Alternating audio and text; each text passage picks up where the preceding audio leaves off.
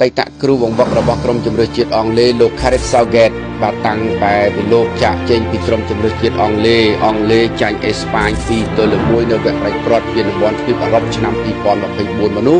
លោកអត់ទាន់មានការងារធ្វើនៅឡើយទេក្នុងនោះមានក្លឹបធំៗនៅតំបន់អឺរ៉ុបចង់បានផងដែរ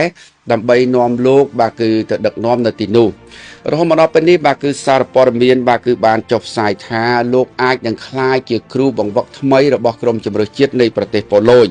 ប៉ុន្តែបាទលោក Gareth Southgate បាទគឺមិនមានការចាប់អារម្មណ៍នោះទេបុរសអង់គ្លេសបាទគឺវ័យ54ឆ្នាំរូបនេះត្រូវបានគេដំណើរថានឹងអាចទៅដឹកនាំក្រុមជម្រើសជាតិប៉ូឡូញបន្ទាប់ពីលោក Michael បាទ Prosiver បាទគឺបានប្រកាសលាឈប់ពីក្រុមជម្រើសជាតិបន្ទាប់ពីលោកមានបញ្ហាជាមួយនឹងប្រធានក្រុមគឺលោក Roberto បាទគឺលោក Robert Lewandowski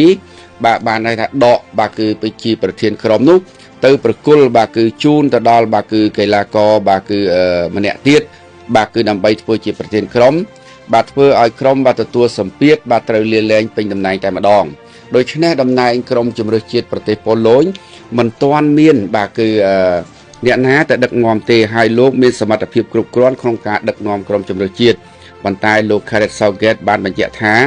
លោកមិនទទួលការងារបាទគឺទាំងនោះទេ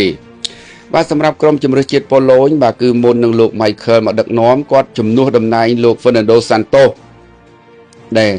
លោកធ្លាប់ដឹកនាំក្រុមប៉ុកទុយហ្គាល់បាទឈ្នះជើងឯកពានរង្វាន់ទ្វីបអឺរ៉ុបកាលពីឆ្នាំ 2016 ហើយត្រូវបានតែងតាំងជាគ្រូជម្រើសជាតិប៉ូឡូញខែមករា 2023 ដឹកនាំបានតែ6ប្រកួតតែប៉ុណ្ណោះបាទគឺក៏បានប្រកាសបាទលាឈប់តែម្ដងដូច្នេះគិតរហូតមកដល់ពេលនេះការដឹកនាំសម្រាប់ក្រុមជម្រើសជាតិប៉ូឡូញ